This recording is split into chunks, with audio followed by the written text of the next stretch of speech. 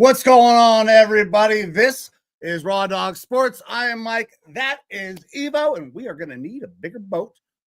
We are doing some draft grades tonight, and we're going to take a look at the NBA playoffs, early season check-in on the MLB, but the big story's going to be the draft and all the things that happened. We're going to have to talk about Shedeur, especially because I'm a huge Browns fan. He is going to be out here in Cleveland now. The Vikings didn't have a lot to go through in the draft, not a lot of picks. We ended up not having nearly as many. Before we start diving into all of that, let me bring my guy in, Evo. You beautiful son of a bitch. How you doing? Doing good, man. Doing good. Kind of tired. I've only had 2 energy drinks today instead of my normal 4 or more. So sorry if I'm a little bit tired, but I'm going to try to get ramped up for the show and then hit the gym afterwards. But no, I'm happy to be here. Happy to be on episode 2 of Raw Dawg Sports. Episode 2 of Raw Dawg Sports.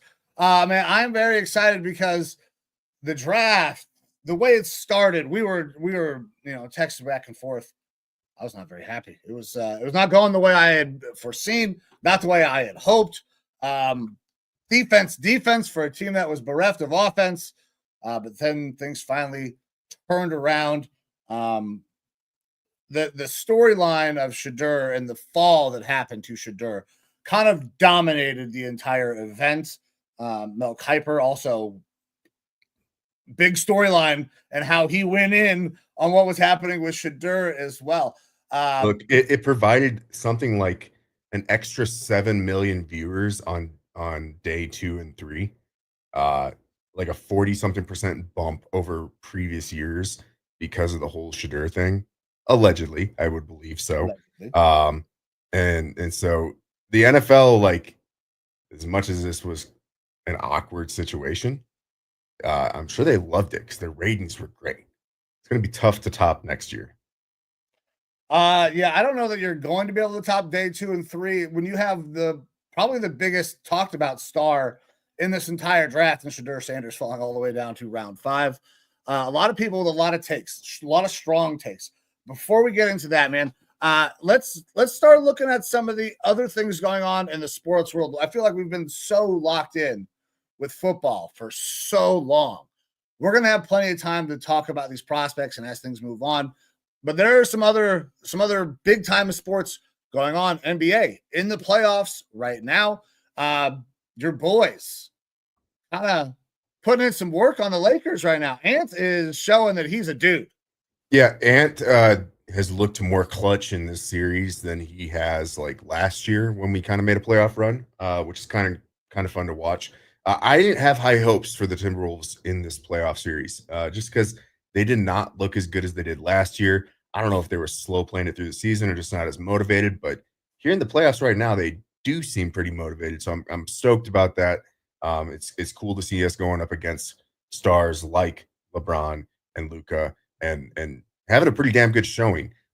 So we'll see how far this goes. Obviously, we're headed back to LA. I believe tomorrow night we play out there. So it could be the end of the series, or we could be seeing this come back to Minnesota. We'll see.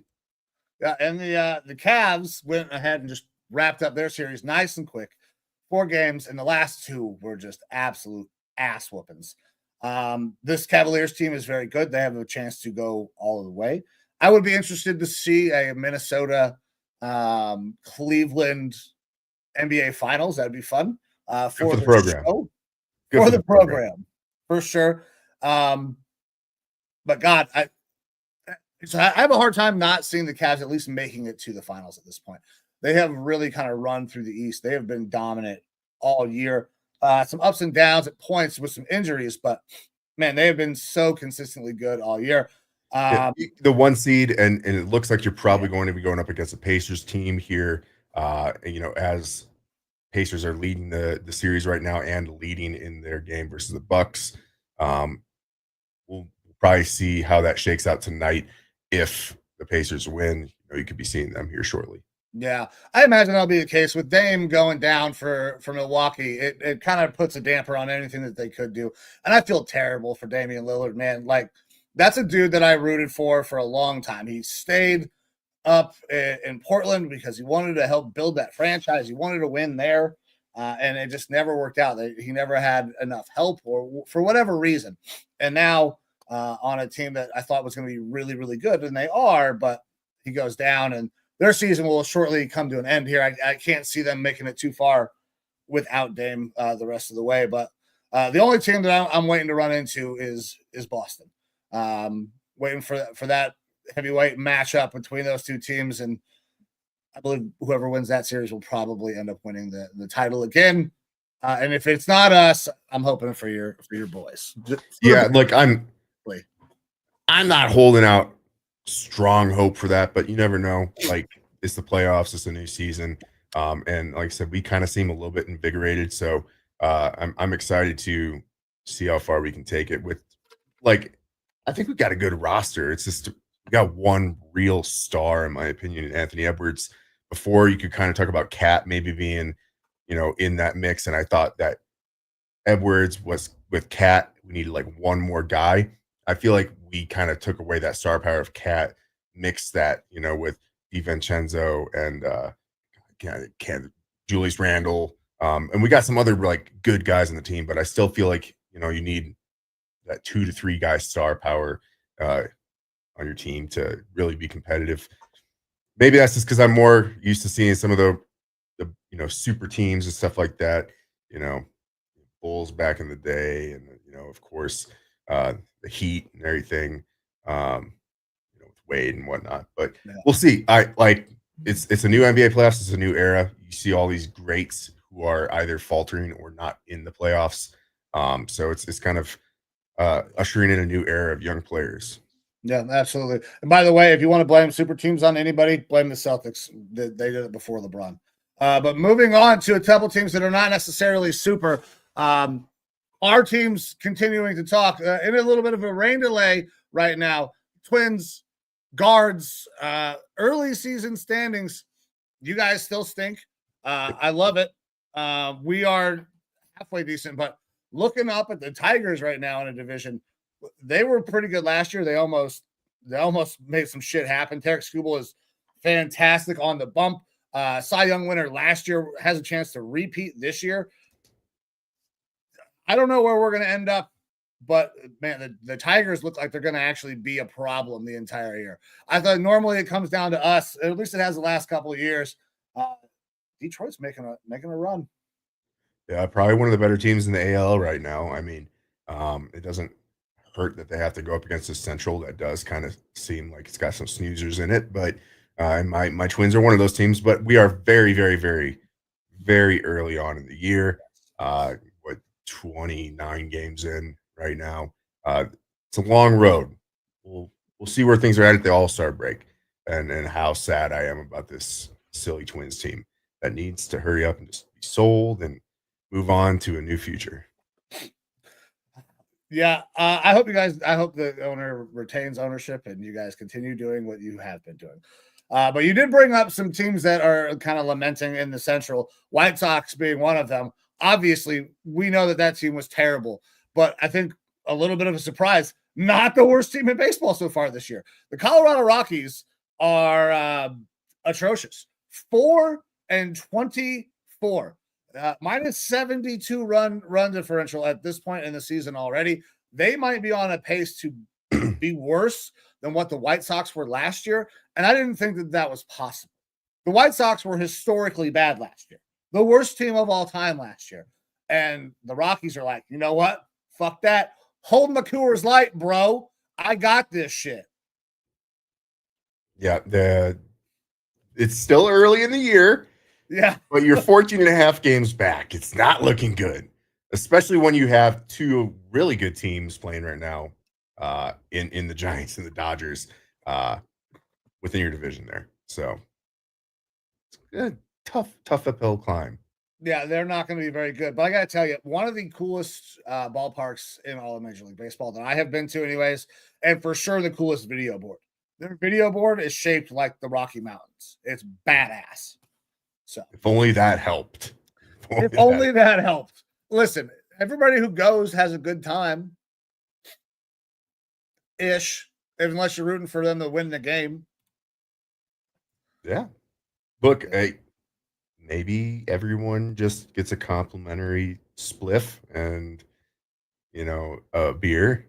Ooh. And that would make it interesting for everybody. I mean, I'm sold. I'm not. Well, yeah. I don't partake in the devil's lettuce because I'm a child of God. But yeah, that's it. That's the reason why you don't do it. Absolutely. So let's stick in baseball real quick. We heard a lot about torpedo bats early in the year. The Yankees were just going to go out and beat the shit out of people. They're scoring a lot of runs, but they're not necessarily running away with anything. 17-12, good team right now.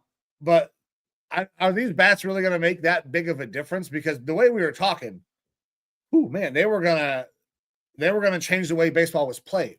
It's the Yankees. They play on a small porch anyways. They're going to score a lot of runs, but they're not even close to scoring the most runs in baseball. The Cubs have scored a shitload of runs.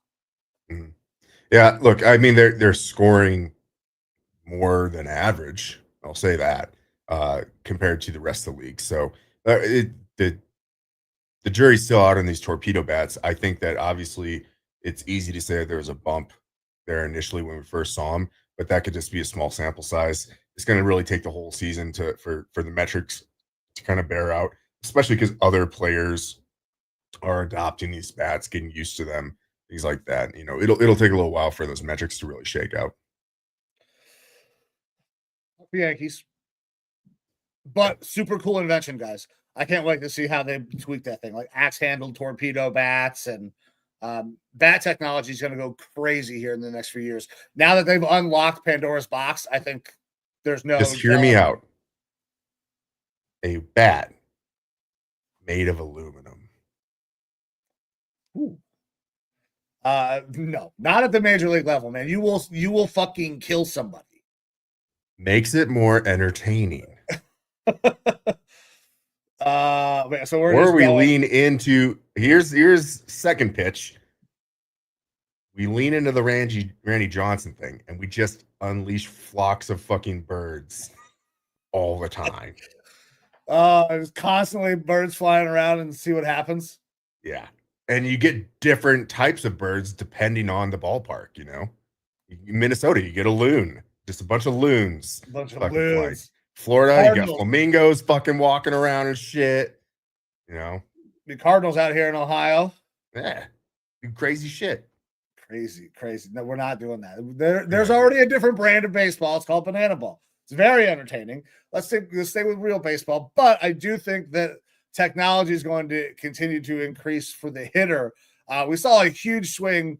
Pitchers were finding new ways to enhance what they were doing, or cheating to enhance what they were doing with sticky stuff.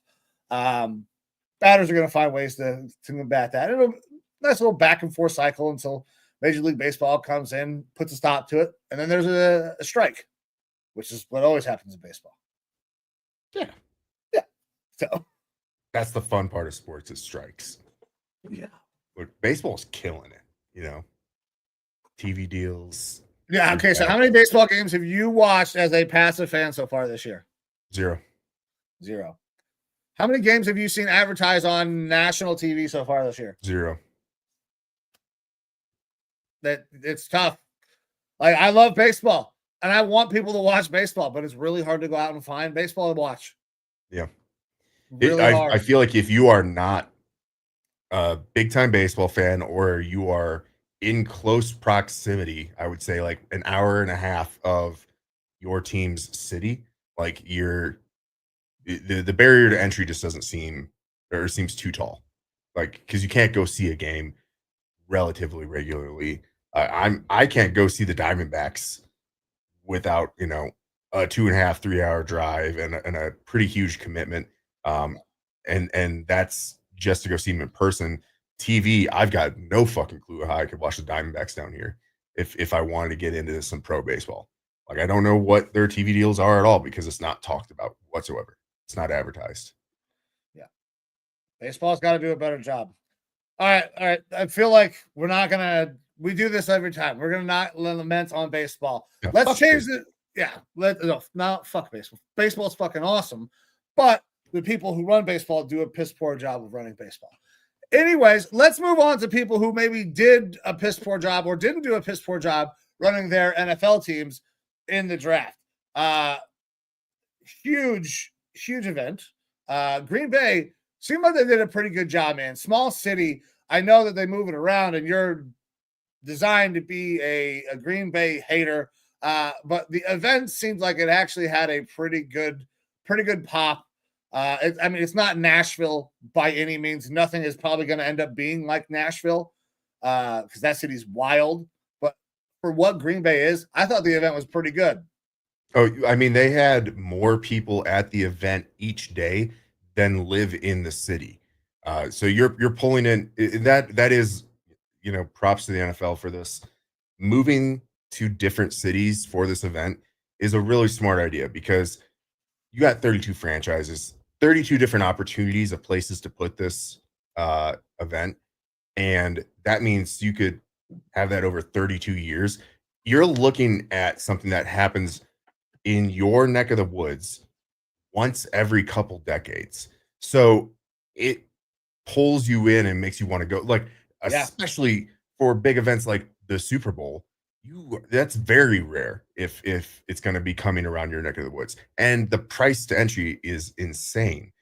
The price to get into the draft is much smaller, and you're able to go to a big time NFL event, probably cheaper than an NFL game as well, just a regular NFL game, I would have to assume. And so just the barrier to entry for that, very small. You're getting people coming in from Minnesota, Wisconsin, Illinois, Michigan. It's all over the place. All of those NFC North teams and people who are relatively close. It's way easier for them to travel, go there and see historic Lambeau Field and the whole presentation of the NFL draft. So them moving to different locations, extremely smart. You're going to be able to pull in fan bases that normally do not get to have that sort of opportunity. Yeah, man, I thought it was really cool. The inclusion of the international fans was also really cool. The gentleman that was there from I don't remember what country he's from. Said that people from Green Bay was the nicest place. That's great. I'm glad that guy got to go to Green Bay when he came to the draft from an international country. He didn't go to fucking New York, or he didn't go to Chicago or something like that, where all of our assholes congregate because it's just everybody packed on top of each other. So Green Bay is a great place for that, especially when you're bringing the international guests. Well, maybe not necessarily all the sightseeing is cool. New York, you're going to have all this other stuff, but gosh, a city to represent the niceness of what the U.S. and the NFL could be, Green Bay is probably the choice. Yeah, there is a wholesome quality to the Midwest and Minnesota, Wisconsin, all that kind of those northern territories. So and quite honestly, compared to a New York or something like that, it's probably way cheaper to find lodging there and things like that. Despite the fans who are charging $100 to park in their driveway and stuff like that, because you have houses right out, like normal Midwestern houses right outside the stadium. That's just how Green Bay is, and those houses, by the way, are fucking Airbnbs out the ass. Oh yeah. All the time. For regular Green Bay games, they charge parking in their parking or in their driveways. Like it is a form of profit and revenue for the people who live there in the town. And so of course they're going to take advantage of this event. A little economic boost. And as they should. I mean, if I had a house there, I would be Airbnb and the fuck out of that place. I would never live in that thing. Yeah. That's all it would be an Airbnb. But all right, so the event's good. Draft started the way we expected. Cam Ward goes 1. Things got shaken up at 2. We talked about the first round on our first episode. we're going to get into some of the first round of things that we did and didn't like.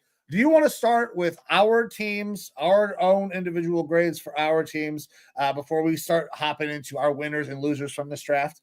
Yeah, let's go ahead and do that. Look, I know we talked earlier in the day, like 3 winners, 3 losers. I got to be honest, I found more for each group than just 3. So I'm interested to see what you thought were the worst. I had more teams do good this year with their draft quality than teams that did bad. I was having to hunt a little bit more for the teams I felt like kind of flopped. Um, and I think part of that is because of that, Dan and Joe and my quote that there's not a ton of stars in this draft, but there's a lot of starters. So you're able to find pretty damn good players in rounds later in the draft than I felt like guys that you feel like could be real contributors on a team year one and going forward than in some other drafts. Like it was deeper in some facets. And I think that provided a lot of teams opportunities to really just get better overall. Yeah, so I didn't have a lot of teams that were bad per se. It was actually I had a harder time finding teams that I was going to like, all right, who were the losers than I had the winners. My winners I had a lot, and one of my winners that I'm going to talk about, I've only got them at a B plus, but for where their organization is going, I think they're a huge winner on the day. I would agree that there was a lot of starters, not a lot of stars. We talked there are very few blue chip guys, but there was a lot of depth in those middle rounds, especially on the offensive and defensive line. We saw a lot of teams take advantage of that as well in this draft, going out and getting that depth, offensive and defensive line. But go ahead, man. You have less picks for your team on the Vikings. Let's go ahead and start with you, brother, and let's hear your grade for your Vikings. Yeah, so I would probably sit it right around a C grade overall, which C is passing. It's not necessarily what you want to see, but I'm not upset with the draft. We go in with 4 picks, 1 pick in the first round, 1 pick in the third round, and a couple late rounders. And so you're not expecting us to do a lot unless we take that first pick and we trade back. And when we talked about a first round recap, I talked about, okay, at pick 24, it looks like there were opportunities for us to potentially trade back because the next 2 picks were trade backs, including, the first one going to the Giants, the move up for Jackson Dart, and that second one at pick 26, the Falcons trading up a first rounder next year, which of course would have been really nice. Yeah. But that would have been prohibitive to us getting the guy that we got, Donovan Jackson, who I think is a fantastic pick for us. I really, really enjoy that pick. I love how it rounds out our offensive line, probably into one of the better offensive lines in the NFL. I love the guy in general. I think that he's a super solid player. And so, Questio del Fomensa kind of talked like in golf, he uses golf terminology where like you play and you start getting yourself into bad spots and you don't make good decisions and then you end up with a triple bogey where it's like if you start off with a drive where you're not in the most advantageous position like we were with 4 picks, you could try to get flashy with it and end up with that triple bogey, or you could take the safe club out of your bag, hit down the fairway, make your par, and be happy with it. And you don't want to look at it like I don't like looking at this as a par because I think we got a really good player in the first round of Donovan Jackson, but not taking advantage of the potential more spectacular option of getting more picks and more options, potential picks next year. That kind of stinks. But I think we also have to kind of shape this Vikings draft a little bit differently than the fact that we just walked out of it with 5 players, because we walked out of it with 5 rookies and our backup quarterback, and we basically didn't have to give up anything to get Sam Howell in house. And I think he's kind of like the perfect guy for Kevin O'Connell's quarterback rehab school, someone who played on a terrible team, put up high volume stats, both good and bad. And at worst case, we end up with a guy who was our backup previously in Nick Mullins, who is a high variance type of player. And that's okay with me. Also, it shuts down a lot of the Aaron Rodgers rumors and things like that. We don't have to worry about that stuff anymore. So we got Donovan Jackson in the first. Third round, we trade down a little bit, end up picking up Ty Felton, wide receiver from Maryland. There were some other receivers on the board that I really liked and I would have preferred to have. But with our coaching staff and Keenan McCardell, if they want this guy for a reason, I'm gonna trust it until I'm proven otherwise. Good value guy and Tyrion. I thought it was Tyrion, but Ty, they call him Ty or Tyrion. Ingram Dawkins, defensive tackle from Georgia, who's did extremely well at the combine. Good height, weight, speed guy. He's also been stacked on an insane Georgia defense where he barely has been able to crack the lineup because he's had so many good players surrounding him. So he's a guy that's probably a little bit more developmental, but perfect fit for Flores' scheme.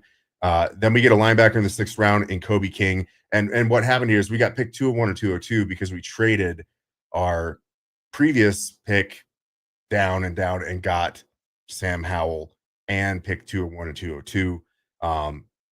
So Kobe King, basically a run stopping linebacker. Didn't do a ton in the pass game, but in the 6th round, I think he was like the 3rd highest rated run defender at linebacker. So solid value there. And then we get a dude, Gavin Bartholomew, that people don't know much about. I don't know much about, coming out of Pittsburgh to play tight end. All I know is the dude's got he's got good measurables, good height, weight, speed.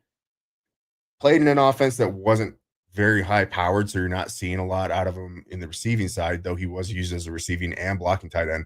And the dude's got fantastic flow. He's got a fantastic mustache and mullet. So you like to see that from a 6th round pick. You got to find the little things that you like there.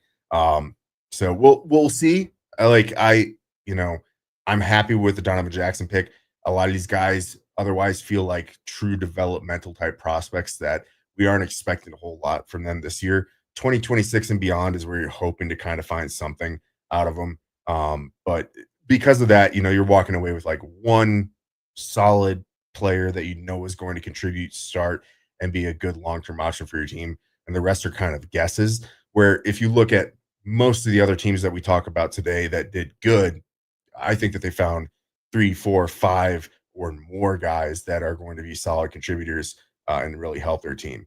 One thing I'll say is that the Vikings, and they are known for doing this, especially under this regime, they're really aggressive in that UDFA market. They brought in a bunch of guys that were ranked top 200, top 150 on the consensus boards, and they were able to bring them in as UDFAs that I'm really happy about. And the one guy I want to highlight out of this group that I didn't know much about, people probably don't much about, Trey Stewart, running back out of Jacksonville State. His first year playing up to that level at Jacksonville State, he ran for 1,638 yards on 278 carries and had 24 touchdowns. So low level of competition, smaller guy. Yeah, but he dominated it. Wild stats. And as a UDFA, that's a guy who absolutely could be vying for that 3rd running back spot on our team. So I'm interested to see how he performs in the preseason. Yeah, I was going to ask if there was any UDFAs that kind of piqued your interest. Yeah, there's a couple guys. I've had to pull up the list here. I know that we got a tackle out of Kansas that I thought was a pretty solid guy that should have probably gone in more of like the 4th or 5th round. Defensive end Tyler Batty out of BYU, who's an older prospect, which is, I think he's 25, 26. Part of being a Mormon and missionaries and stuff like that is you lose a little bit of that time and come into league older. Guys like that I feel like were draftable prospects for sure that ended up not making it because of XYZ reasons. All right.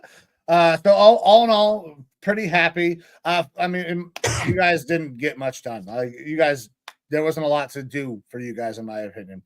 Coming off of a 14-win season, you got a guard to replace somebody that you needed to replace anyways. It made 100% sense. I don't have much to say about you. You guys C+, you guys whatever. Yeah, it sucks because I'm going to be hard on the team, giving them a C in the draft. But looking at the offseason as a whole, I think that the offseason as a whole was an A. I'm very happy with the direction the team went. And you guys just signed Van Ginkel to an extension as well. Yeah, just extended him another year, which is probably right around the time frame that we should as far as length of that contract, because he had his best year as a professional last year. I think there's still some of that in him, but he's getting at that 30, 31-year-old age gap where you can see guys kind of go off a cliff. And we don't want to extend him too far out because you do have a Dallas Turner waiting in reserve to kind of take over that spot. Yeah. All right. We ready to slide over to my Browns? Yeah, tell me about how Sonny Weaver did. Yeah. Heard you got Ray Jennings. Pretty happy with that. Yeah. So Shadur Sanders, no matter what. I put it out on Sleeveless Mike's Twitter, which, by the way, if you follow us over on Twitter, Raw Dawg Sports, the show's Twitter, is probably not going to interact as much as me. I'm going to try to make sure that is more actually the brand, and Sleeveless Mike is going to be the one that you get into arguments with on the internet. But the writing was kind of on the wall early in the day when I had heard that the Browns had traded picks. They were kind of dumping some picks, is what it seemed like, because it sounded like a trade back was becoming more and more likely. The trade back happens, and I don't love trading out of Travis Hunter, but I really like Mason Graham as a player. And then I also get the Jags first round pick. I got a haul. We absolutely fleeced the Jags, in my opinion. I'm very excited about the haul that we got for that and the player. You don't want to use the term that you used in our text chat of what happened? No, I do not. I'm not going to say that. The fact that we bent them over and graped the hell out of them. We got some grape juice out of that. Yeah, we graped the hell out of them. And I was very, very happy about it. Mason Graham's going to be a great player. As we continued on in the draft, Carson Schwarzenegger is a guy that we talked about. I like him as a player. I thought that this was too high for him, but now I hear after that apparently there was some chatter that he was starting to get some first round buzz, which is great because Joke is in a bad spot right now. And I think this directly tells us, hey, you know what? We're going to have a guy that can come in and replace him. I think Carson is a really good player. I didn't necessarily love the value at the time, but I have more information now, so I like the pick. Then moving on to Quinshon Judkins. I fucking love this pick. Still a little high, 36. I thought if we wanted to do another trade down, this is a possibility where we could do that because I still wanted to come out of this with a tackle and a wide receiver. That didn't end up happening. But I love Quinshon Judkins. Harold Fannin, I think, is going to be a really fun piece. We're going to be able to move him around a bunch, and using him out of 12 personnel is going to be awesome. Dylan Gabriel, this is where things started to get a little interesting. When we took Dylan Gabriel, I was like, okay, so we're done. We're not getting Shadur. That's our guy. And I was like, not happy, but you and all of Brown's Twitter was very upset with Dylan Gabriel. I don't dislike Dylan Gabriel as a player. I thought he was a backup quarterback. I said early in the process, I thought he would have a chance to climb up the draft boards. And he climbed all the way to the third round. I didn't expect my team to be the one to take him. He has some ability. He's played a lot of football. He's a smart guy. Will he be able to work in Kevin Stefanski's system? Yeah, probably. But if we take Shadur Sanders later in this draft, this Dylan Gabriel pick doesn't make a lot of sense.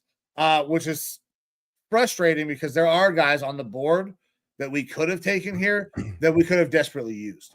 The name that comes to mind, and I said it when we went over safeties, my favorite safety in this draft was Xavier Watts. And he's on the board right here. We could have had him. That's our new safety starting, alongside Delpit and really helps him out. But that didn't happen. I'm okay with taking another running back because Nick Chubb's not coming back, and our running back room has kind of been in shambles because of that. So taking two different types of backs, love that. And then the creme de la creme, Shadur Sanders late, the trade up. I love it. I know you are not a Shadur guy. You think that there are some very serious questions about everything that's going on with him, and there are legitimate reasons as to why he fell. I believe that there are reasons why he fell. I believe he overplayed his hand, but I don't think it's going to matter now. I think he's still a high-quality quarterback and a higher-quality quarterback than Dylan Gabriel. So the fact that we got him in the 5th round, I fucking love that. I've got my Browns at an A-. I know that maybe that's a little homerish. I was at a B+ before, but as I got more information, I got a little more excited. So that's where I'm at on the Browns. Yeah, the biggest knock that I have on this draft for you guys, is not going in the trenches, and wide receiver is probably a second to that. But like one of the reasons why your offense had so many struggles last year, despite just the general dysfunction in quarterback play, was the fact that your offensive line was a sieve when in previous years that had been one of the strengths of that offense. And one of the reasons why you had such a good run game with Nick Chubb and whatnot. And so not really reloading there, not doing a ton to really reload in that position group during the offseason, that still worries me. And that's going to be the biggest question mark for me, I think, with your offense, whether or not you're going to see any sort of success despite who's getting the pigskin, is that offensive line. Beyond that, I thought you guys were having a really damn good draft the entire way through. And it was funny to be, because I'm not a homer for the Browns, but I am heavily now tied into Browns Twitter. And to watch just the rampant back and forth of like, we're killing it. We traded back and got Mason Graham, and we got this first round pick. Like, Andrew Berry's a genius. And then getting into day two, it's like, we didn't take Shadur. Andrew Berry needs to go to hell and be fired. And we took a linebacker, and oh, we passed on Shadur again. And then, all right, we got Quinshon Judkins. Like, that's an Ohio guy. We like him. And it was just like this weird porpoising of like, no one could decide if they were happy with Barry, if they were happy with the draft and what was going on.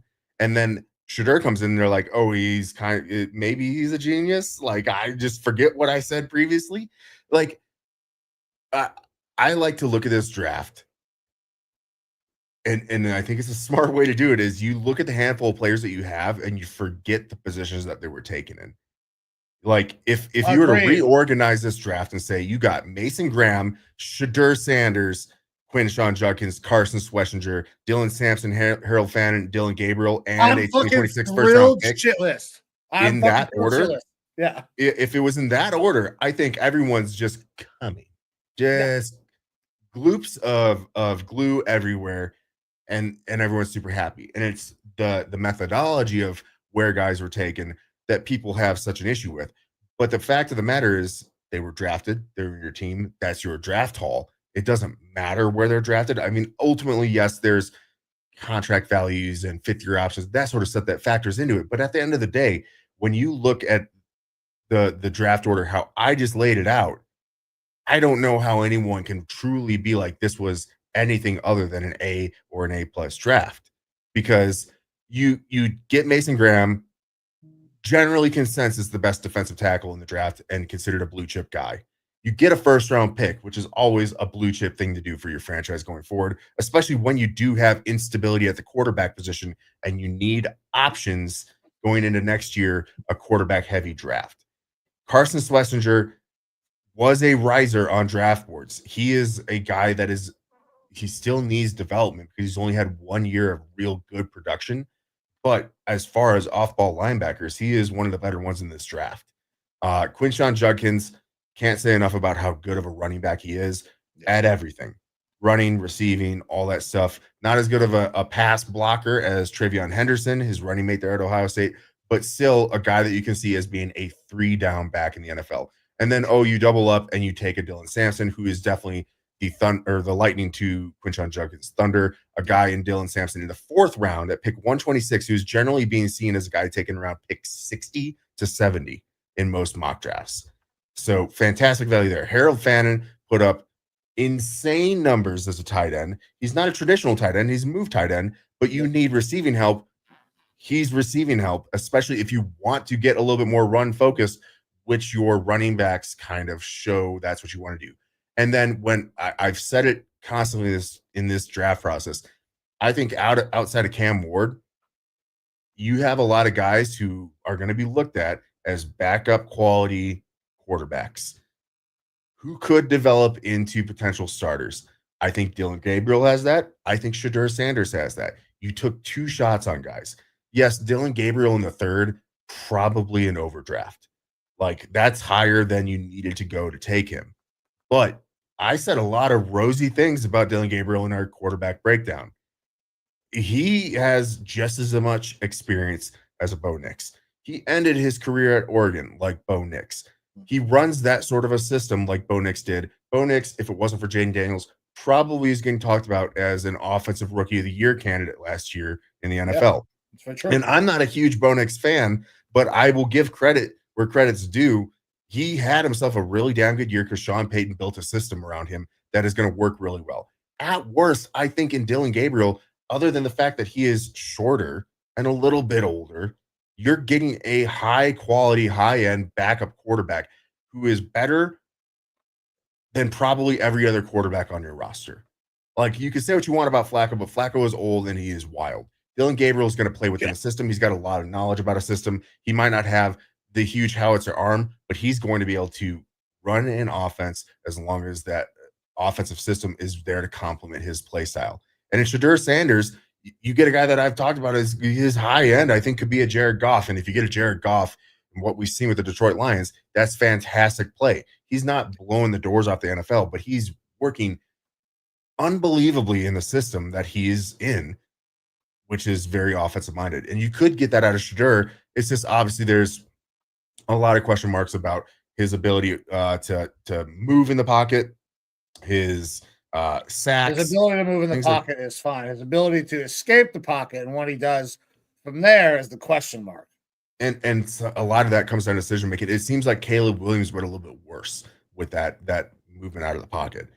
Like, we can, obviously our unnecessary sacks, a lot of our evaluation on the quarterbacks is done, and we're going to get to see what he can be. The biggest question mark is he going to have the ability to play quarterback in the NFL on a team based off of his off the field kind of stuff?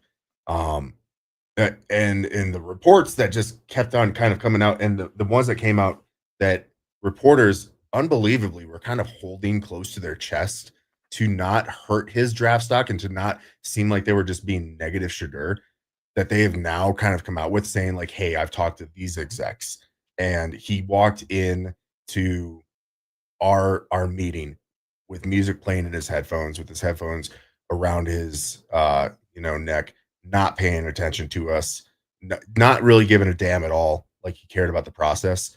And apparently that's one of the ranking things that we also have heard now after the draft, that a lot of teams are adding into when they start to rate players. They rate whether or not they love football or not. And I'm not saying Shedeur doesn't love football, but going into that ranking, apparently some of the things that they go into, it has to do with the NIL deals. You can see a guy who has already earned a bunch of money, and they might not feel the same sort of passion and fire to say, I have to make it, because they've already got a couple $1 million in their pocket. It's different when you've got that sort of cushion and you're living relatively comfortably versus a guy who's coming in the league who's made no money. This is their first chance at a contract, and then possibly their only chance to make generational wealth. And they are going to put their life on the line to win and to be good for your team.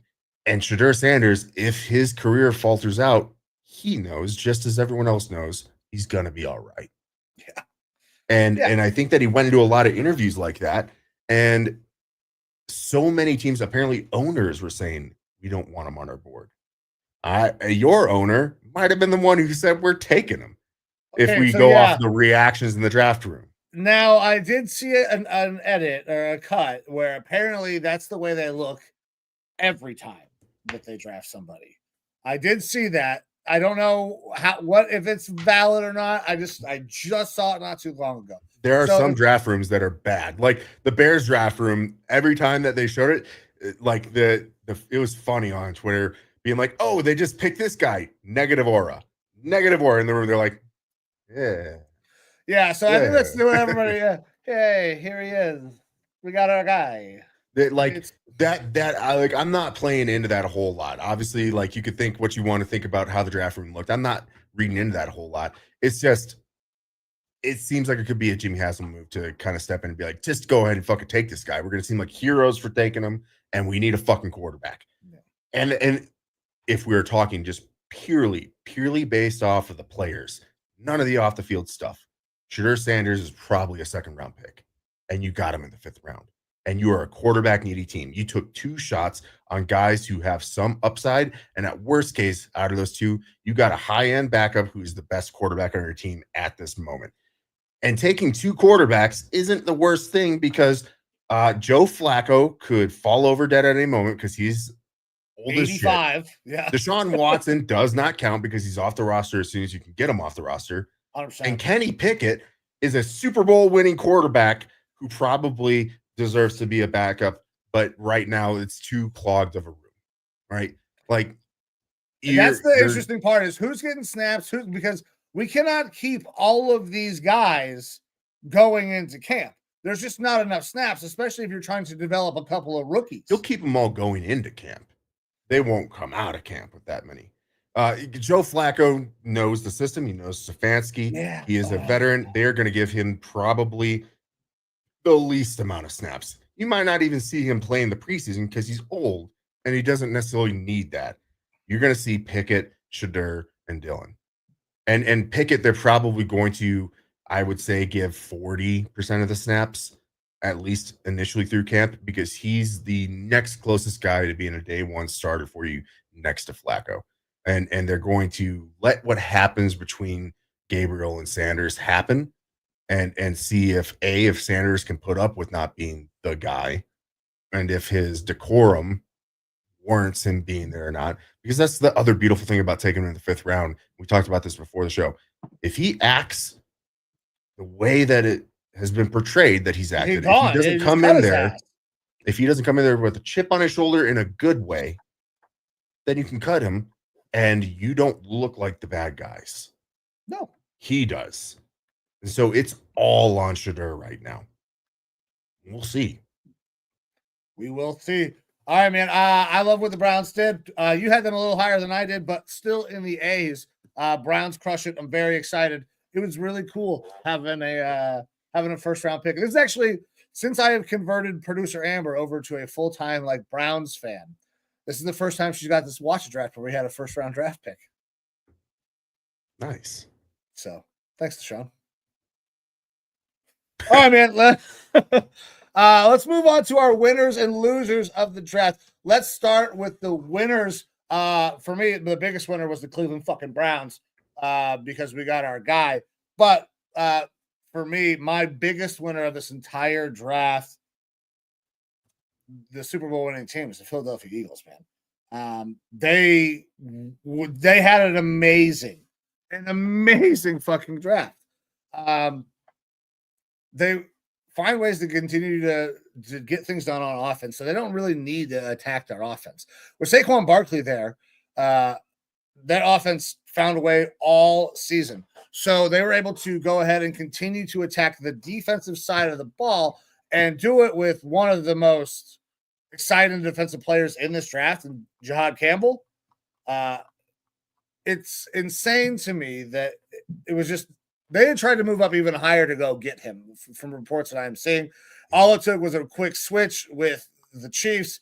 They get their guy, but then they continue on Makuba, a guy that I loved, a safety that I really wanted to get. They bring him in. Ty Robinson, a guy who should be a nice rotational piece there. Mac McWilliams is going to continue to help build depth in a young secondary. Like, their draft was so good because they didn't have to reach. They saw a guy that they liked. They went and got him. Best player available.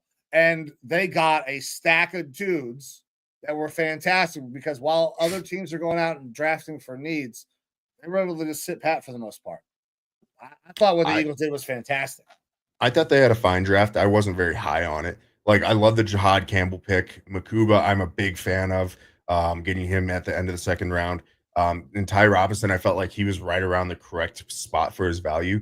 Other than that, like, it's a bunch of guys to me that are kind of jags. They took a high volume of guys, and they'll probably end up finding a little bit here and there from them. The one guy that I do like out of the later picks, Kyle McCord. You know, I was very high on Kyle McCord. Yeah. Getting him in the 6th round, I think, is fantastic value, especially because there was runs on some of those quarterbacks. So that's good. But other than that, like, I'll say 6th round pick Cameron Williams. He probably should not have gone that late. Like, he's definitely raw and a guy that I think can immediately almost immediately, fill into the Mekhi Becton role because of his size, and I think that he'll be better as a guard, especially early on in his career. So to get him 31st pick in the 6th round, that's really good value. But like I'm not super high on, Smile Munden Jr., solid linebacker, a little bit undersized, but another Georgia guy. They love Georgia there in Philly. But like I'm not super high on after kind of the Ty Robinson pick, which I felt was good, not great, but good. After that, you have a couple guys that are okay, like a Kyle McCord and stuff like that. But I was more of like a B- on this Philly draft. Like I thought they got good value there in Jahad Campbell at pick 31, because he's a top 15 type player to me when he's healthy. And Makuba is, one of my top 3 safeties in this draft. So, I thought that was pretty damn good value to get him there too. Wasn't as high on this draft as you were. Okay. All right. So who's your biggest winner? Biggest winner. That's tough. I don't know that I have one. Or your highest grade. What do you got? So I'm grading these on the fly right now. I just have a list of drafts that I really liked. All right, let's hear it. But I probably am split between the Giants and Patriots. Okay. Probably split between them. So I'm going to go over the Patriots first because I feel like they have the best chance of having the best draft out of this group. Will Campbell there, pick number 4, was kind of chalk. We expected it. But damn if he doesn't make you feel good about getting picked and being asked, like, I will die to protect this team. Like, it makes you feel good seeing like that. Like, if you're a Patriot fan, that's the type of guy you want on your team. Then they go out here, and again, I'm not even looking at draft position necessarily here, but a Trevion Henderson, fantastic. He gets to be the Lightning to the Thunder that they already have on that team in Ramondre Stevenson. But if Ramondre kind of continues to slip, Trevion Henderson could take over, potentially be a full 3-down back. Kyle Williams, a guy that was a riser at wide receiver, getting him in the 3rd is a good value there. Jared Wilson, the best pure center in the draft, getting him in round 3 as well. They need help everywhere, so that's good. Craig Woodson, a little bit of a late riser as well, around the 4th round, right around where I kind of expected him to go. Josh Farmer in the 1st round. I liked Josh Farmer a lot in this defensive tackle class. Also a guy I felt like could have gone in the 3rd round, and they get him in the 4th round. Braden Swinson, I had him as a 2nd round edge rusher. I loved Braden Swinson. So they got him in the 5th round. That's like, after that, it definitely peters off. You take a kicker, an offensive tackle, a long snapper, and a defensive back who didn't even play one full season as a starter in college. But when we're talking about, I just listed off 7 guys here, and I think that they all are going to be contributors or starters on this team. Now, I was bereft of talent in a lot of spots, but I mean, again, 5th round, Braden Swinson, I think that he is a day 1 starter at edge rusher for you. And a guy that I had is like a 2nd round grade. You get him in the 5th. Like most outlets had him around 40, 50. The latest was like 70 as a pick, and you're getting him at 146. That's phenomenal value. Like I really love what they were able to do in this draft. It's kind of hard to not have a good draft when you have so many open spots on your team. But none of these guys I felt like were like reaches. Very good draft. Felt very Rabel had his fingerprints all over this, it felt like. But Elliot is it Elliot Wood or Wolf? Elliot Wolf is there. He's known to be a pretty damn good GM and good with the front office. So obviously, like, Vrabel Singer is all over this, but Elliot Wolf has to be given credit too. Like, they did a fantastic job with this draft. Yeah, I thought they did a really good job. The Trevion Henderson pick, I thought that was high for him. I didn't know that he was going to go that high. But there was 1st round buzz. Once running back started kind of coming off, man, I love Trevion Henderson. He is a dog. He's Alvin Kamara. That's like a great pro comp for him. He might not ever be the guy that goes better runner. I think he'd be a better runner than Kamara. Kamara's never put up 1,000-yard season rushing. It's true. I think Trevion Henderson could do that. Why not? Well, I mean, I would love to. Well, I think Patriots fans would love to see that too. I would love to see it as long as it doesn't happen against the Browns, though. But I agree with you, man. The Pats had a great draft. Another team that did great for me. This is another fucking story of the rich get richer, man. The Chiefs. The Chiefs did a really, really good job in this draft. The fact that they trade down, they get, Josh Simmons, who we think is probably going to be the best left tackle in this draft. And then they go out and they get a ton of value. Now, some of these guys I think they maybe reach on, like Omar Lott. I loved Lott. Really? See, Lott was getting like high later. second round steam. I love what He's they a did later really with good Noel. Noel Williams. I like that pick a lot. I like the Jalen Royal pick. And my guy that I loved at running back in the late rounds, Rashard Smith goes, who is a converted wide receiver. So you were also very high on Royals. They get a couple of really dangerous weapons, potentially the best left tackle in this draft. And Lott, I'm not as high on, but apparently you are much higher. And I'm a guy that likes Noel Williams. So it sounds like we're both in agreement. The Chiefs had a fantastic draft here. They're on my list as one of the top drafts. I have zero complaints about any one of the picks that they got. The guy that I'm least high on is Ashton Gelati, but that's just because I wasn't huge on him. But in the third round, I'm perfectly fine with where he was taken. That's around the correct value for him. But like you said, Josh Simmons, the patellar tendon issue, that's what caused him to drop to where he is. But I do think that he can be the best left tackle in this draft, and they don't need to start him right away. They brought in the left tackle from San Francisco. He can be their starter. By the end of the year, Josh Simmons might be starting, which is right around playoff timing. The Chiefs are going to vie for the playoffs. It's just who they are. And long term, they've been searching for that left tackle. I think they got it in Josh Simmons, so it's great value there at pick 32. Omar Norman Lott, he is not a great run defender. Phenomenal pass rusher, though, from the middle. And they already have good pass rush. Like, he's going to just add to that. Gelati, like I said, good defensive end who hopefully can start to take over a little bit for Karlaftis, since Karlaftis is now out of town. Noel Williams, I was a fan of. He fits their prototype of cornerback, outside cornerback. He's a little bit slower than you want, and I thought that his best spot might be to convert to safety, but he is a flexible guy. And in the third round, late third round, perfect spot for him. Jalen Royals, this is the guy that I wish my Vikings would have gotten. I am way higher on him, I think, than anyone else. I had him as like fringe first round, and I've been very quiet about it because I didn't want to jinx it, because I was hoping that somehow we could find our way to get him. I love Jalen Royals. I think that he's fucking phenomenal. The biggest knock on him is his play speed. He had a terrible quarterback at Utah State. You watch before the pass and he looks slow, and I feel like he's playing slow for his quarterback. Fantastic route running, really good hands, play slow, and as soon as the ball's in his hands, he's fucking off. He's gone. I think he's going to be quietly one of the best wide receivers in this draft class, and they got him at the end of the fourth round. So I'm ecstatic about that for the Chiefs. Jeffrey Bassa in the fifth round, very solid value for him. Slightly undersized linebacker, but productive. And then Rashard Smith, we both talked about him.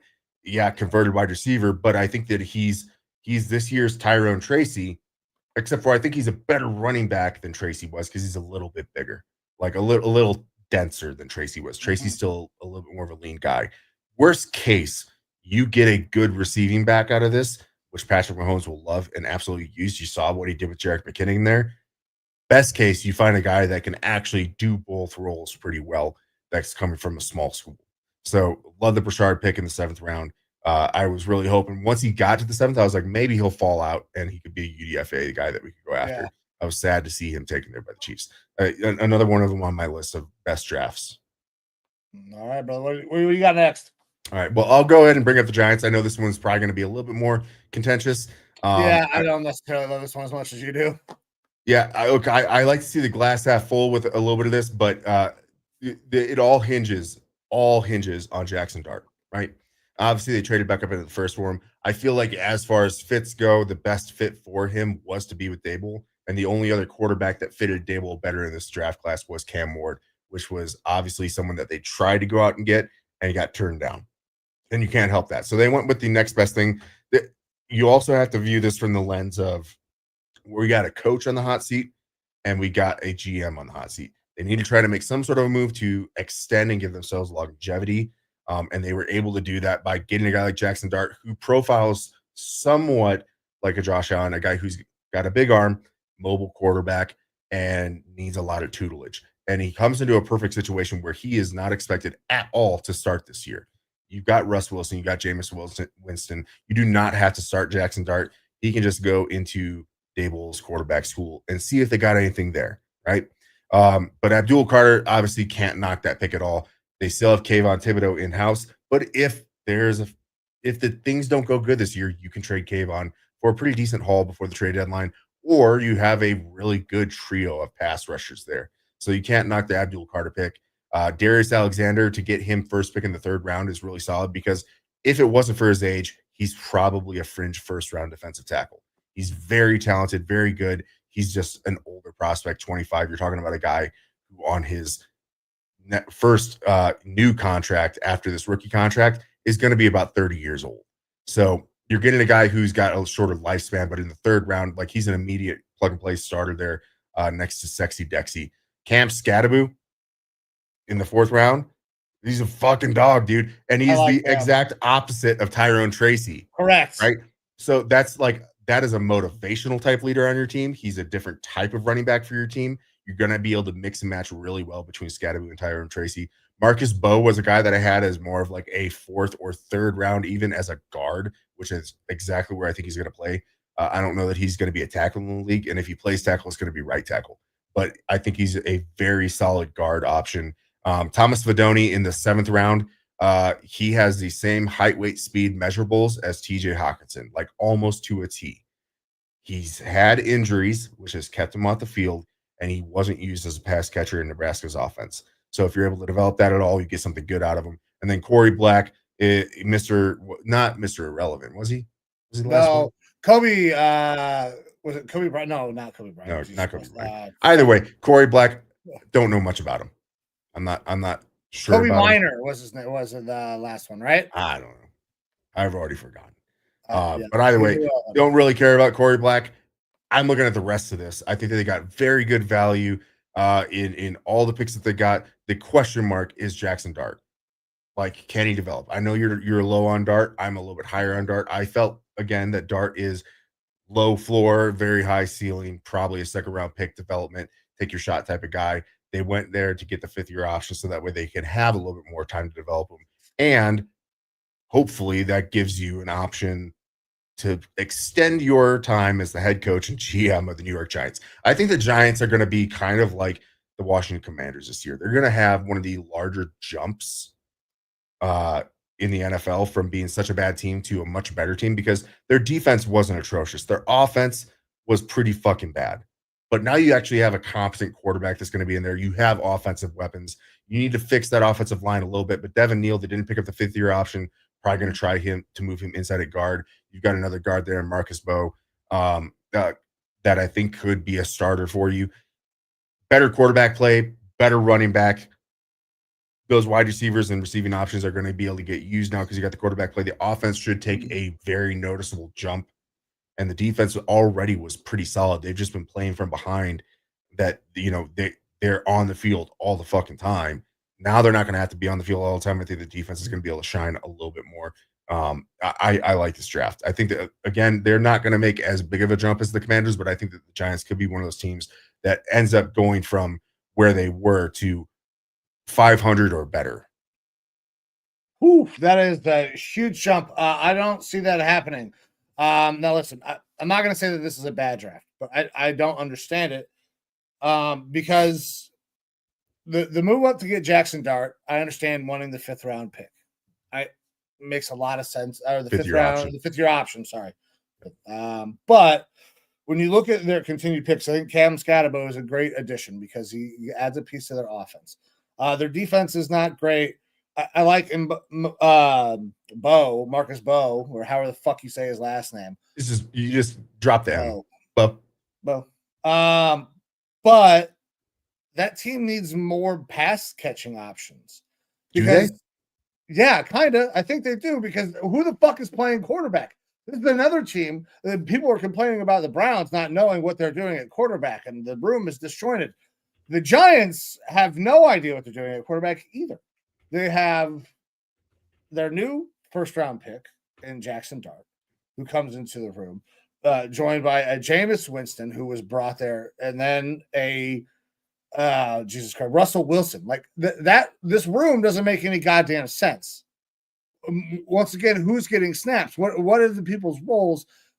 It doesn't fit. So you could find ways to maybe, I don't know, maybe improve the offense through a pass catcher, because Malik Neighbors can't do it all by himself.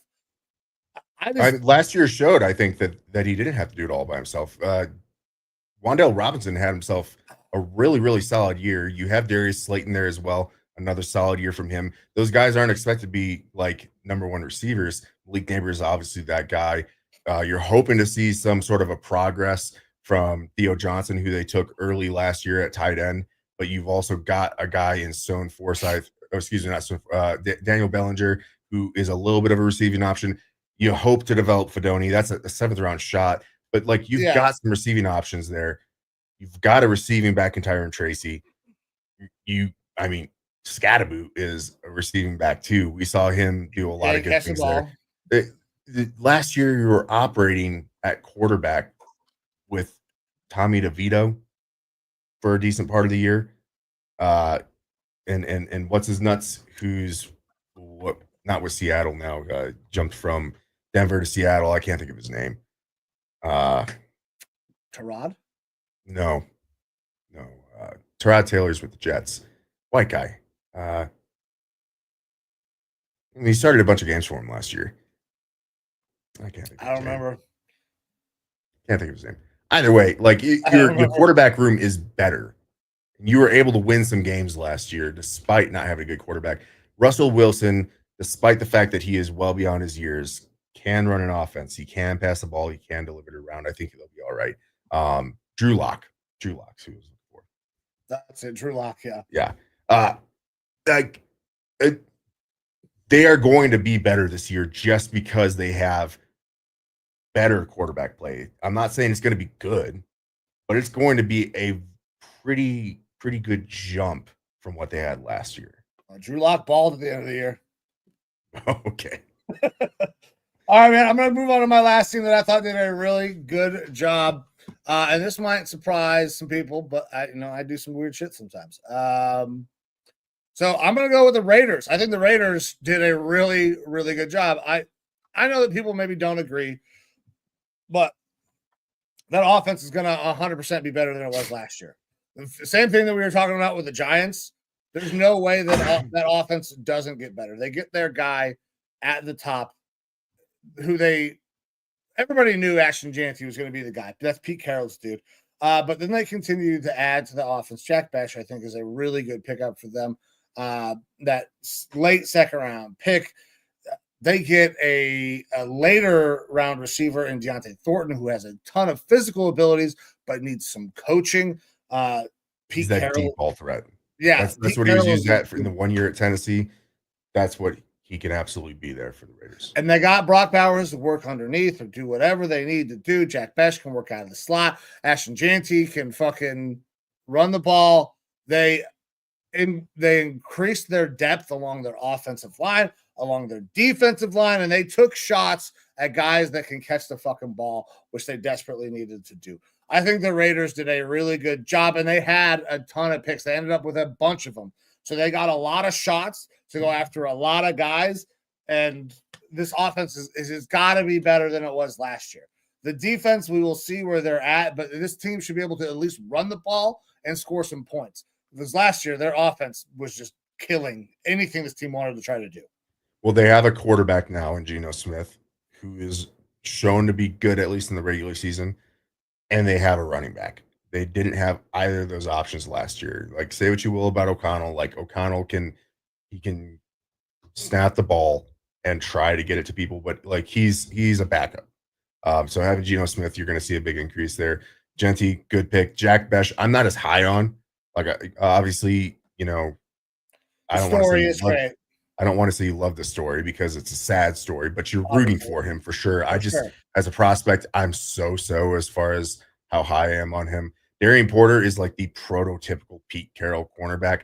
And that's the biggest, probably the biggest weakness on their team is cornerback. Like, Darian Porter's it. Like, outside of him now, They don't have much at cornerback. Caleb Rogers, not a fan of. I thought that was a big overdraft there. Charles Grant, I think, is a developmental tackle that I wouldn't have taken higher than the 4th or 5th round because he's coming from William Mary. He's a little bit lean, but you really like the athleticism that you see from him as an offensive tackle. So I thought that was a reach, but still I kind of like the player. Deontay Thornton in the 4th round, again, a player I like. Felt like it was a reach because he was a one-trick pony there at Tennessee with limited actual usage. He was just a 9-ball go get it deep guy, and he showed that speed at the combine. Tonka Hemingway, great name for fucking defensive tackle, all defensive tackle name team. And he was the guy that's typically picked in 6th round and stuff like that. So again, it's a little bit of a reach. JJ Pegues, they did get a really good value there in him in the 6th round at defensive tackle. I like that. You take a couple. Well, I mean, they already switched Tommy Mellott from cornerback or wide receiver, quarterback to wide receiver, and Cam Miller out of North Dakota State left him at quarterback. Both of those guys are your potential, Taysom Hill type of players. Right. They both of them can run, both of them can catch, and obviously they can throw the ball a little bit. And Cody Lindenberg as that last pick in the 7th round, I thought he was a solid linebacker. Probably warranted more of that 6th round too, maybe a 5th round if you were higher on him. But it's solid value there. I gave this like a B plus for him. I gave him a B plus. Didn't completely blow me away. But they made some solid additions, and this team is already better just from a coaching standpoint and from having a quarterback. Yeah, I think if you want to look at a team that's going to have the biggest jump from one year to the next, the Raiders could be that team. All righty. So I'm going to rattle off a little bit here. I'm only going to focus on one of these teams. You maybe won't like this actual final team that I'm kind of talking about is having a good draft. I'm going to give a shout out to the Dallas Cowboys. We already kind of did that. We did. With their pick of Tyler Booker, they're getting kind of hammered because consensus board, like, he's taken way higher than he should be. There's a weird thing though when you look at a lot of these players, especially with guards. It's what type of scheme and system do they fit in? Tyler Booker was on consensus board in the 40s, and they obviously was taken at pick 12. But if you're talking about, like, is he going to the correct team for the correct scheme fit, that raises his value a lot higher on what his consensus board rating is. And I felt like talent-wise, he's probably a top 20 pick in this draft at a position of need for this team. So good getting him there. But realistically, for me, it's the top 3 picks that the Cowboys had. They got Tyler Booker, Donovan Ezraku, and Savon Ravel. Those are 3 guys that were viewed as potential first-round picks, and not just like, at one point in the process they were talked about as a first-round pick. All of them, till the end, were talked about as potential first-round picks, and they got them in the first 3 rounds. That's phenomenal value, like fantastic value. Now I'm lower on like guys like Jaden Blue in the 5th round, but 5th round is right for a receiving back, a guy who's only receiving back. Jay Toya in the 7th round. Mozzie Smith has not worked out as the guy who clogs in the middle. Jay Toya will fucking put his feet in the ground, take 2 blockers, and just be a cement truck. Just sit there. Like, 7th round, that's what you're getting as a nose tackle. Perfect kind of thing there. But realistically for me, I'm not going to focus too much on the Cowboys. Those first 3 picks, though, knocked that out of the park. Like, yeah, the first picks were great. They still need to. They tried to adjust the running back spot in Jaden Blue and Phil Maffa. There were better backs available when they picked. Yeah, it's surprising that they didn't go running back here or really wide receiver. They didn't go running back or wide receiver, and those are 2 positions of need for that team. And that's the thing is, like, if we're focusing only on, like, did they get what they need? No, not necessarily.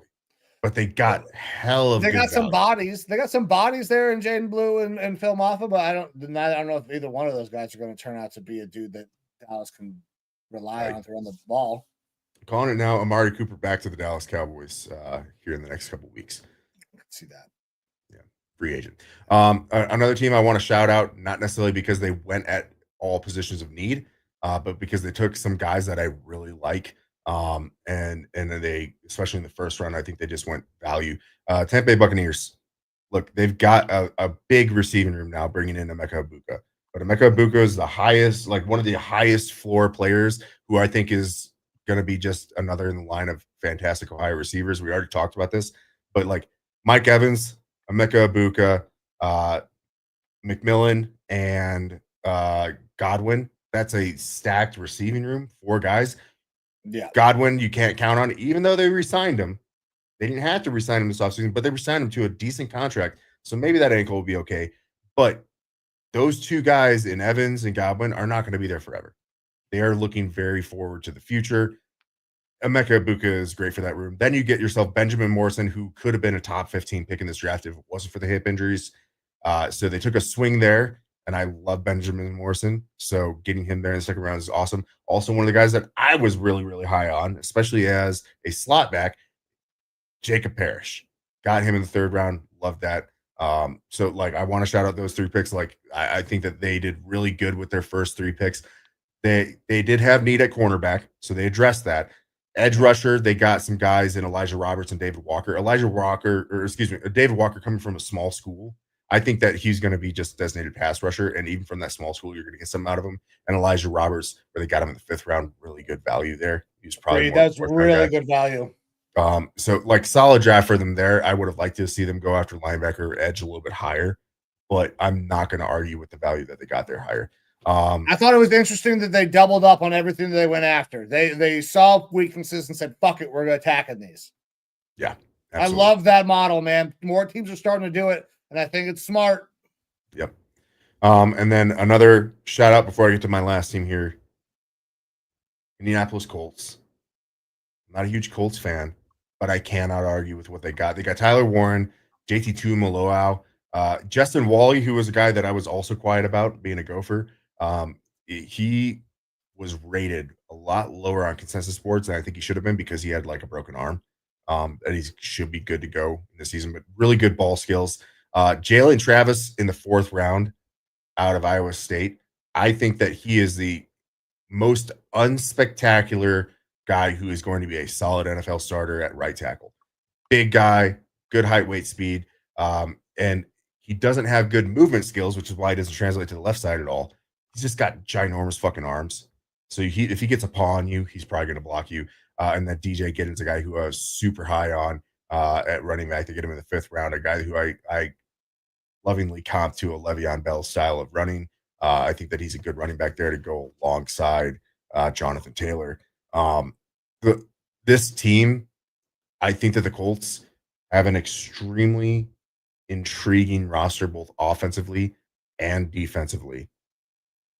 It's just who the fuck is going to play quarterback. I think that they might have a very, very good team for whoever their next quarterback is next year, and possibly for whoever their next head coach is. Like they could be an extremely intriguing option come coaching cycle next year, because I've lost my faith in Anthony Richardson unless he makes a monumental Josh Allen style jump this offseason in this year. Daniel Jones, we'll see how much quarterback rehab school helped him. But like the Colts have a good team. They got a good offensive line. They got a lot of good receiving options. They've got a good pair of running backs there now. Defense, they focused on a lot this offseason and getting better in the secondary, brought in some more here in the draft. Like they seem like a pretty damn good team that has the biggest question mark at quarterback. So wanted to shout them out, but I'll move on to my last team, top team out of this draft. And that would be the Carolina Panthers. Oh, I thought you were going to say the Texans, man. I thought the Texans did a great job in this draft. So we can take a look there at the Texans, but look, I know that you were unsure about Tet McMillan there with their 1st round pick. I think it's perfectly fine. They have some receiving options there. Obviously, Adam Thielen, very long in the tooth, not going to be a long-term option. You go out there and you get Xavier Legette, a guy that I really liked in last year's draft, and Tet McMillan has the potential to be, I mean, he's the best receiver in this draft class, but he has potential to be a true X on a team. You want to put as many weapons as you can around your young quarterback who started to show some improvement there. Nick Scorton and Princely Umamielen in the 2nd and 3rd rounds. Nick Scorton was a guy who I think was slept on. He's already dropped the weight that they had him put on at Texas A&M when he played at Purdue. Fantastic pass rusher, easy 1st round pick. Went to Texas A&M. They had him put on weight, and those guys do not produce stats. That's why guys like Shamar Turner were such an interesting guy to look at this year, because like an incredible height, weight, speed guy. Yeah. So many pressures, doesn't get the sacks. Why? And it's an A&M thing to me. Nick Scorton is a guy who played better at a lighter weight. He already dropped that weight. I think he's going to be a fantastic defensive end for him. Princely Umamielen, a guy who is pretty much a pass rush specialist. I've said this before when we went over our preview of these defensive ends. Slowest spin move you'll ever see, and it works every fucking time, and I don't get it. So good pickup there. They need edge rush. They need rush talent there. Trevor Etienne in the 4th round is a decent complementary back there. Lathan Ransom, good run defending safety in the 4th round. Cam Jackson was one of the guys as a late round defensive tackle, big space eater that I liked. So getting him in the 5th round was pretty good. Mitchell Evans was, he's a so tight end, but also in the 5th round, it's way lower than he was projected to go. So that's good value there too. And then Jimmy Horn Jr. taking a shot on a wide receiver who has some return capability for him there. So I think that they upgraded at spots that they needed. It's like wide receiver, you want to help that young quarterback to see if he's the guy or not, because this is the year you need to find out, can Bryce do it or not? Because otherwise we have to pivot quick and go after a quarterback next year with a 1st round pick that we don't have. Or do they have it? Do they have the 1st round I don't remember. I don't remember if they have one or not. I think they do. I think this was the end of the whole. Everybody had it this year. So I think I don't think that they had anything else hanging over. Either way, you need to be able to pivot quick if he's not your guy. Next year's the draft to do that, to get a quarterback. And then they had no pass rush. So getting 2 guys who are at least really good pass rush specialists, but Nick Scorton's good in the run game too, as more of a traditional 4-3 end.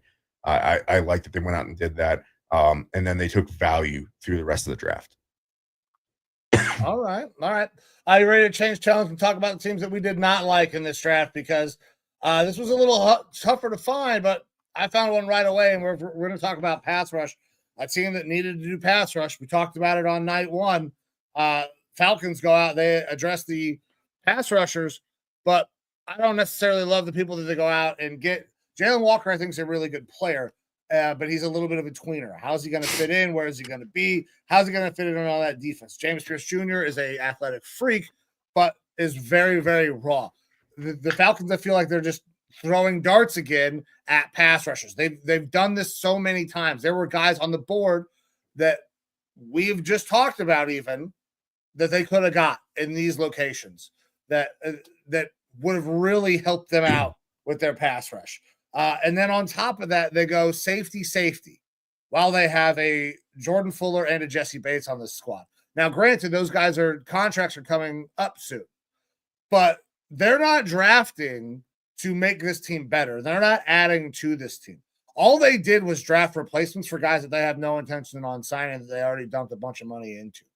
And the edge rushers that they did take is a lot of fucking risk attached to these guys. And only having their 5 picks, there's not much that they could giving up their first next year. Yeah, and so they really had to hit, and I don't think that they did it all.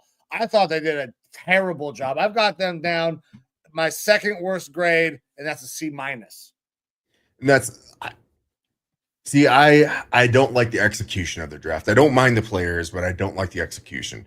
Jalen Walker, I'm perfectly fine with, because I think that he could work valuably as both an edge rusher or as more of a linebacker. And I think that they're probably going to shade him a little bit more towards the linebacker side of things, and use him as more of a stand-up type edge rusher, where James Pierce is more of that hand in the dirt type of edge rusher who needs to work a little bit more on his run defense, which was good. It was above average, but you want to see higher than that as a 1st round pick.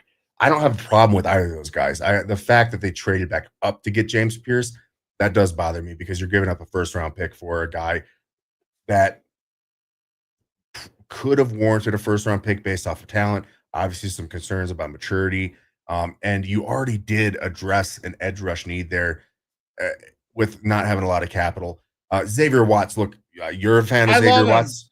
Love him. I think that he fits in next to Jesse Bates right away. I think that Fuller is average, and you can run more 3 safety sets and stuff like that. So I think Xavier Watts fits in there pretty decent. I like Billy Bowman Jr. as well, who they took in the 4th round, and I think that he's a good value at that spot. Again, you're getting a kind of a crowded safety room, but you're going to Raheem Morris comes from that whole McVay kind of mindset where they can be very multiple with their defense and find ways to get good players on the field. And then Jack Nelson is kind of a whatever. We'll see if we can develop type pick at tackle. I feel like they took 3 positions in this draft. You could argue that the Jalen Walker, James Pierce, while they're both listed as edge rushers, are kind of different positions, different types. I just don't like their execution. I like some of the players, but I don't like the execution. And they are kind of getting hammered for that execution for coming up and what they gave to come up to get James Pierce. Yeah, I don't like it. Listen, I love the Xavier Watts pick. I think that's a great pick for them. It doesn't make sense. They're not trying to add, and that sucks because they still have Kirk Cousins on this roster. There is a lot of money tied up. Guys are going to be moving on. So this is a draft that they did not necessarily progress the future of this team, in my opinion. There's not building here. So that's why I'm really down on them. What do you got? Who's your team that you hate? I would not be a Vikings fan if I didn't call it the fucking Green Bay Packers. I thought their draft was dog shit. Look, Matthew Golden, I was higher on him in the process. I don't dislike him. Probably a good pick there in round 1 at pick 23. I wish him all the best in life, except for on the football field. Hopefully he's a failure there. And hopefully he's got really sticky hands for Jordan Love because, inaccurate. But beyond that, like, I just thought it was just a tapioca pudding blah draft of guys who didn't excite me. Anthony Belton, way overdrafted. And I'm confused as where he fits in on this team because it wasn't necessarily positioned. They don't give a fuck about that in Green Bay. You know that. But that's the thing. Like, if you're going to take a guy that you don't need, at least take one of higher talent than him because he was way overdrafted. Savion Williams is a guy who fits in the mold all the time, talked about as a Cordell Patterson. Maybe. But you've got a bunch of those Jags at wide receiver already on your team. So now you have to fit him in a room with a whole bunch of other Jags. Okay. Baron Sorrell, decent value in the 4th round as an edge rusher. Real interesting that he got invited to the draft. Real interesting that he stayed there until the 4th round. So that was cool for them to actually have him come out, get a jersey and all that on day 3 of the draft. And then the rest of their draft, all guys that were either not rated on consensus board or guys that are just like kind of whatever. Colin Oliver, hadn't heard of him. Warren Brinson, hadn't heard of him. Micah Robinson, hadn't heard of him. John Williams, hadn't heard of him. And I feel like I do a decent job of getting into the draft. These are guys that are who are they? Like, not 250 top ranked consensus guys for the most part. We're fringe. So I just feel like they just kind of wasted the back end of their draft and the front end of their draft. Outside of the fact that they got Matthew Golden and were able to get the fans excited about taking their first wide receiver since 2002, like, I just thought this draft was a flop. It wasn't great. I thought the Matthew Golden moment was super dope. Sure. I thought it was. I also thought it was a good pick because, and I said it the night, they need a guy who is fucking consistent with his hands. They don't have one. They don't have a safety blanket for Jordan Love, and he needs that because he's inaccurate. So all the drops don't help him. Outside of that, I agree, man. There's not a lot to write home about. You're like, okay, maybe who is going to stick here? It doesn't make sense. I don't see any of these guys fitting in as starters. I feel like they all could be backup role guys. Yeah. I just uninspired by this draft. I can understand 100% why. Let's continue on a team that I was additionally uninspired by. The New Orleans Saints. I did not like their draft. And it's because I'm not a big Calvin Banks Jr. guy. Like, he's not a bad player, but I think he still is very, very raw. And then to take Tyler Shuck in round 2, pick 40 was insane to me. Because they're going to expect this kid to come in and start based on. Well, maybe. I think Spencer Rattler probably is going to be. It's going to be between him and Rattler. Obviously, the Derek Carr stuff is still out there.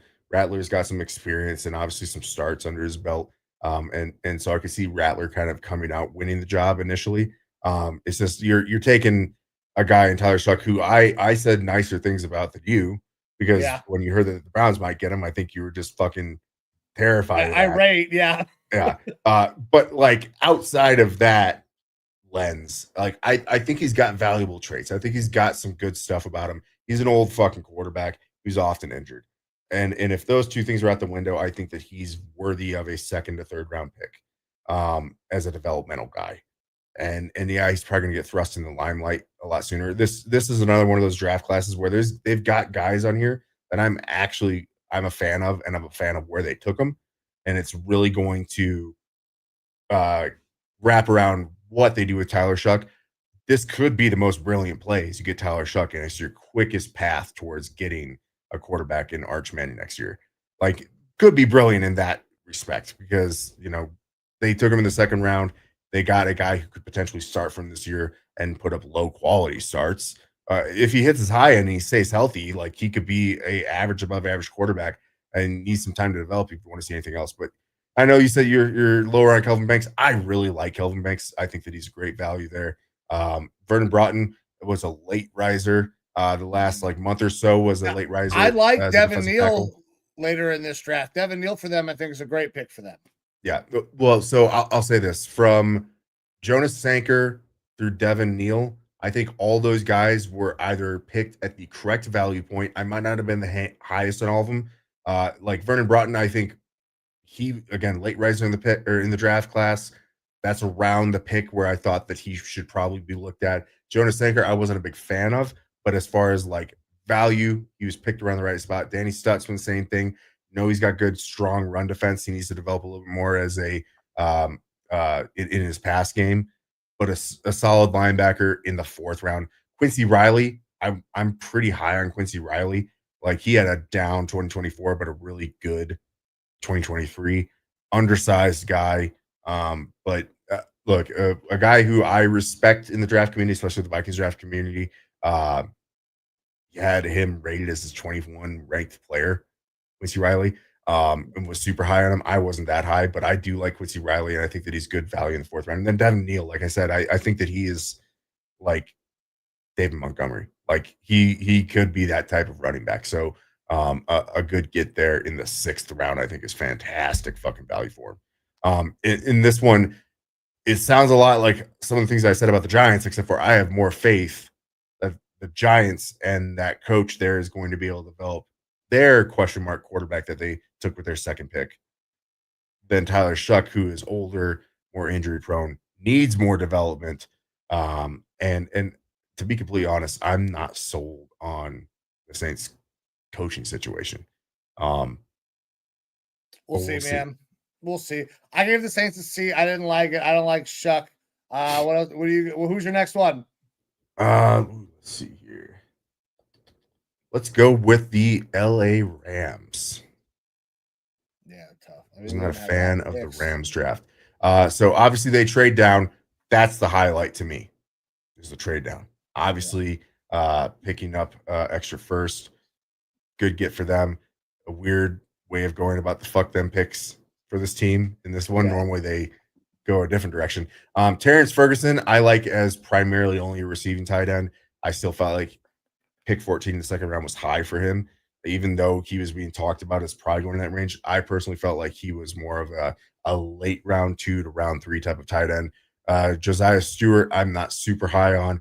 Jarquez Hunter in the fourth round, I really like. I really like Jarquez Hunter, another guy that at running back that I was trying to be quiet about.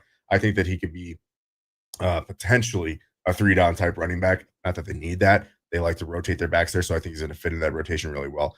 And then the rest of the guys that they had here in Ty Hamilton, Pooh Paul, and Kanata Munfield. Kanata Munfield needs to fix his drop issues, and then he'll be an okay-ish type of slot wide receiver. Pooh Paul, great name. Talked about him in our linebacker class. I think that he's decent value in the fifth round, but kind of small and uninspiring in general. And Ty Hamilton, I'm not super big on at defensive tackle. So I just felt like, 6 picks here, no impact players. No one that I feel like is going to necessarily slot in to be like day one starters. Ferguson probably will be thrust in to the starting role at tight end. And Jarquez Hunter will see the field in a rotation, but it just kind of did not move the needle for me at all with this Rams draft. All right. So my last one, I'm going to go ahead and rail against one of my division opponents. because the Steelers and the fucking Ravens did such a goddamn good job in this draft. I'm going to pick on the Bengals because I thought they did shitty. The Shamar Stewart pick is interesting. I know that he has all the measurables, and you have a theory about the A&M guys. But to take him at 17 with the other guys that were on the board seems irresponsible. Considering what they are going to lose off of this team, because there are a bunch of dudes that are trying to get out now, and that's what they tried to replace. Shamar Stewart is a try to replace Trey Henderson. Demetrius Knight is going to try to replace Pruitt, who is also requesting a trade to get the fuck out of there. But I don't see these guys as like high quality impact players. I don't see them as like surefire starters right away. And then as you go on through their draft, there's nothing that really inspired me like, okay, well, I'm worried about the Bengals getting better in this facet. There's a couple of Jags at guard. You got Taj Brooks, who might be a nice little piece in the running back room late in the draft. But I don't think that they did enough to get excited about it if I'm a Bengals fan. So I'm very excited as a Browns fan. I don't think they did a good job at all. This is my worst grade. I gave them a D+. There were guys that I thought were much higher value that were available to them that they didn't take. Yeah, I'm not a super huge fan of this class. What will kind of flip it for me is what happens with Trey Hendrickson. If they're able to figure out something with Trey Hendrickson, which I wouldn't say that it's fractured beyond repair there, but after the owner's comments and everything, like it's going to take some work. And obviously, we saw this with your Browns. Money talks. Like if they pay him, like he'll be happy, he'll come back, and that makes the Shamar Stewart pick very interesting because at worst case, Shamar Stewart in college, while he did not get the sacks, he got shitloads of pressure. You need to pay him some attention. That Trey Hendrickson is already sack leader. He's going to get more because of a Shamar Stewart there because he's better off the edge than what they had there before. If he's there on his own alone, that's a little bit of a scary question mark, and that could throttle some of his development. Demetrius Knight, again, an old guy, a solid inside linebacker, off-ball linebacker, just older. You're getting limited value out of him. Dylan Fairchild, big fan of him. Like, I don't think I talked about his comp that I had when we did our offensive line class, but Dylan Fairchild in the third round, I think that he's got Wyatt Teller in him. So I like Fairchild a lot. Barrett Carter is an okay pick as a fourth-round linebacker out of Clemson. That's right around the range where I felt okay about a lot of kind of more the undersized linebackers. And then, yeah, you kind of talked about Taj Brooks. Like if this was 2022, 2023, I'd be excited for that. We saw a pretty heavy fall off from Taj Brooks, and we'll see if he's got anything left in the tank. But it's okay pick, I guess, in the sixth round. That's kind of where you're going to see if you can find a spark in a guy. Yeah, I'm not super inspired at all by the Bengals draft here. They needed to focus on defense. They focused on some defensive parts. But again, like you could have in two off-ball linebackers and an edge that doesn't fucking produce any stats. So the not produce any stat thing. I listen, I understand pressures are important and all of that, but you want him to get home. Absolutely, but you know who didn't get home? Daniil Hunter, and he's one of the best defensive ends in the league. He had the same thing at LSU. He had like 2 sacks in his college career, and he's fucking phenomenal. And I think that Shamar Stewart has that capability in him. Again, I think the A&M system did not promote their guys getting those sacks. I think that it all is how they develop them. We'll see how their new defensive coordinator is able to do that. It is really a boomer bust with Shamar Stewart there. But like Demetrius Knight, while I think he's a solid player, with how bad that defense is at all levels, linebacker is not one of the positions that you want to focus on to try to get the defense better right now. Like, is it a need? Sure. But you've got guys, I believe, like Mike Green on the board and things like that they still could have gone after.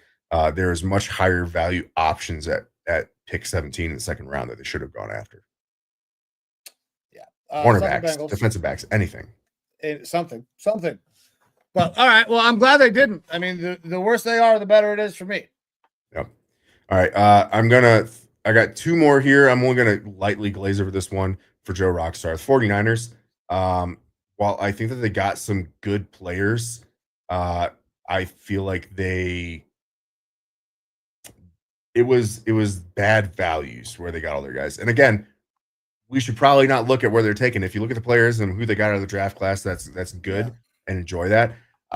Michael Williams, the same thing as Shamar Stewart, except for he was injured. So you don't really know what you got in him there. I thought that was a reach to take him, though, there at pick 11. Alfred Collins, I'm a fan of. Upton Stout, I'm a fan of. CJ West, I'm a fan of. Jordan James, I'm a fan of. But all these guys they took a lot of picks and a lot of kind of trash in between them when there were more valuable guys out there and available. I felt like Alfred Collins, as much as I did like him, he was a reach at pick 43. Upton Stout, as much as I liked him, big reach in the third round. CJ West, I thought was taken appropriately around round 4. And Jordan James was taken appropriately in round 5, maybe a little tiny reach there with that. But other than that, I really didn't like any of the other guys in this class, and they took a bunch of players. So I felt like it was just bad value. I just want to shout out the 49ers for I felt like you got some decent players, but it was bad values where you took them, and you should have taken better players at other spots.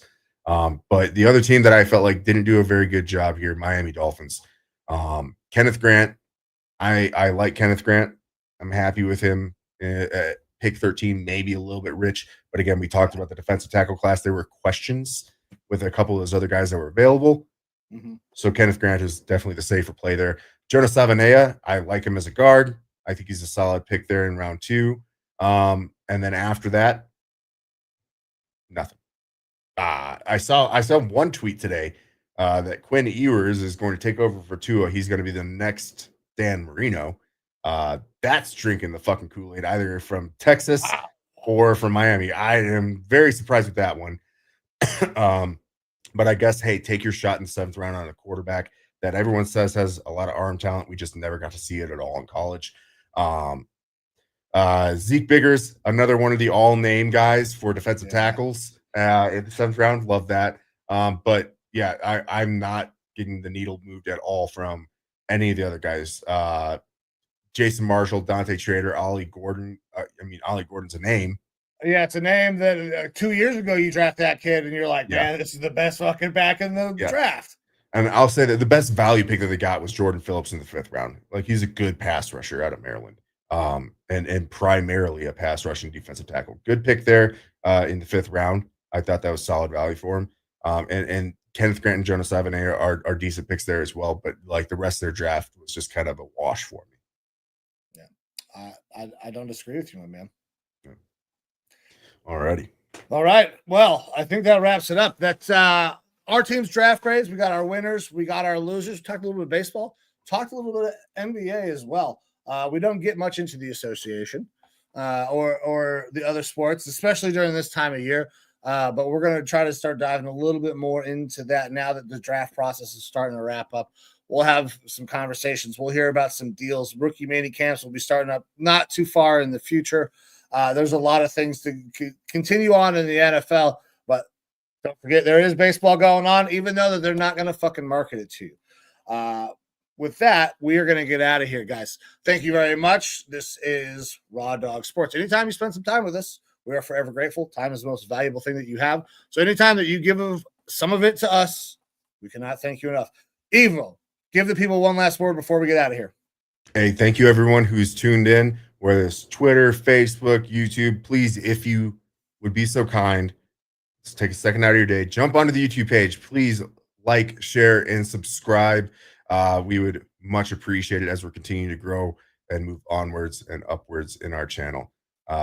Thank you all for being here tonight. Evo, well said. Guys, thank you very much. This is Raw Dawg Sports. We're getting the fuck out of here. See you.